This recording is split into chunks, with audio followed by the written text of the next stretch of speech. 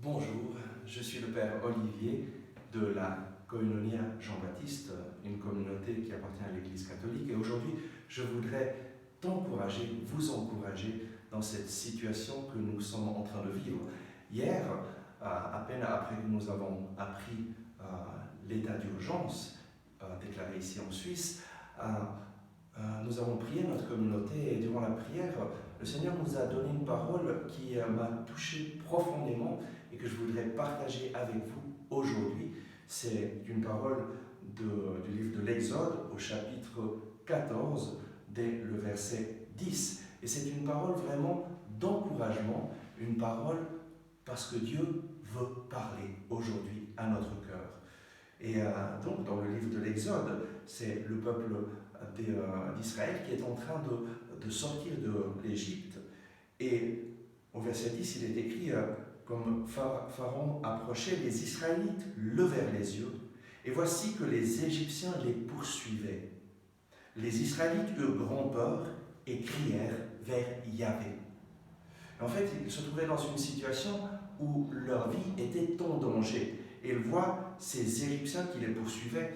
Et maintenant, nous sommes en train de vivre cet état de crainte, de peur, où beaucoup sont en train de se demander, mais est-ce que je vais être infecté par le virus? Qu'est-ce que je dois faire? Comment faire? Et ils eurent grand peur. C'est un moment où beaucoup de gens ont peur, mais aujourd'hui, le Seigneur nous indique une chose à faire lorsque la peur vient nous agresser. Ils crièrent vers Yahvé. Crier vers le Seigneur, c'est l'attitude du chrétien, l'attitude de la personne qui met sa confiance en Dieu. Et voilà ce que nous devons faire en ce moment, crier vers le Seigneur, demander au Seigneur son aide. La peur c'est une réaction émotive devant un danger. Lorsque le danger est réel, la peur nous fait fuir ce danger et elle est bonne.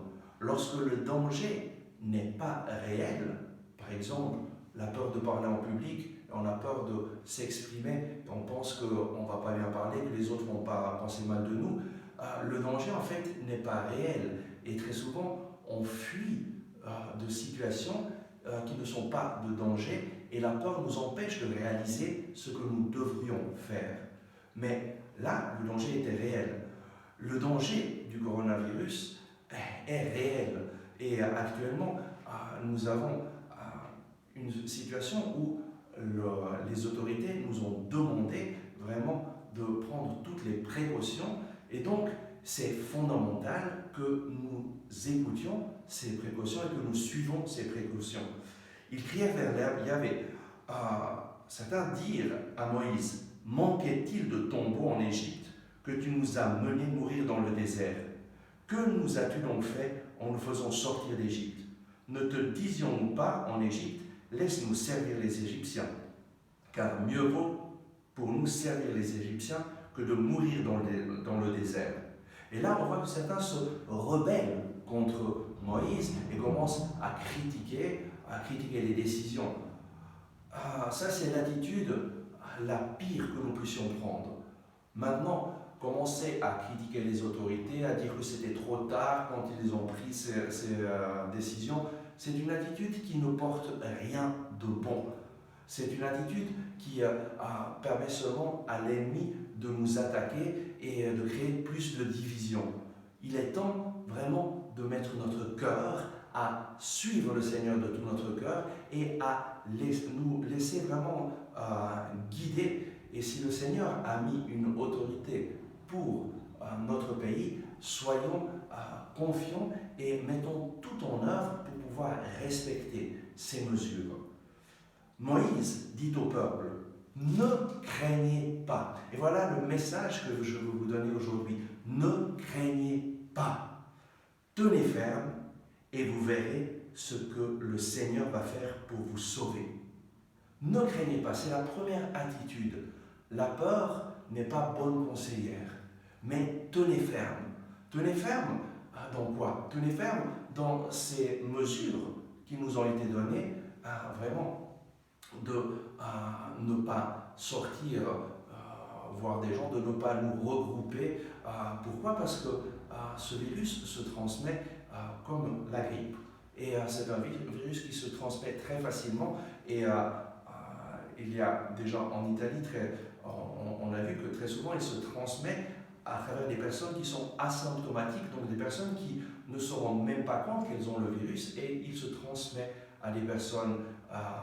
Et donc, soyons attentifs, tenons les distances, mais surtout ne craignez pas, tenez ferme, soyez sérieux dans l'observation de ces mesures, et vous verrez ce que Yahvé va faire pour vous sauver.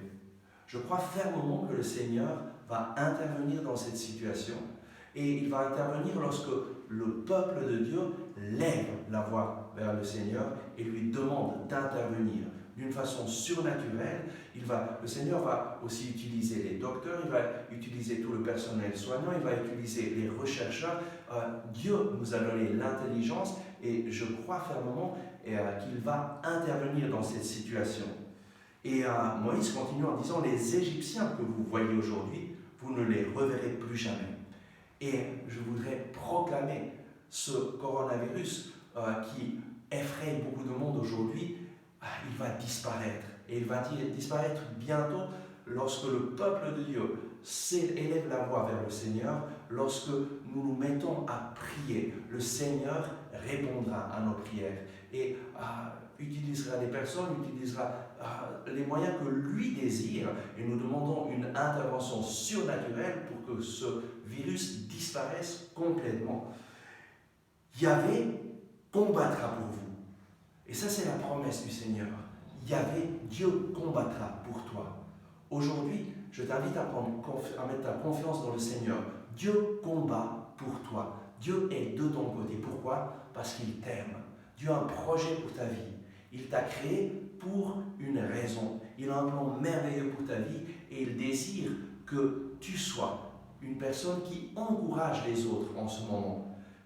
C'est le temps que les chrétiens se lèvent pour encourager les autres, pour leur dire: n'ayez pas peur, vous verrez, et tenez ferme dans le Seigneur, mettez votre confiance en lui, proclamez ses promesses, proclamez sa bonté, proclamez qu'il vient pour nous sauver, et vous verrez ce que le Seigneur va faire pour vous sauver.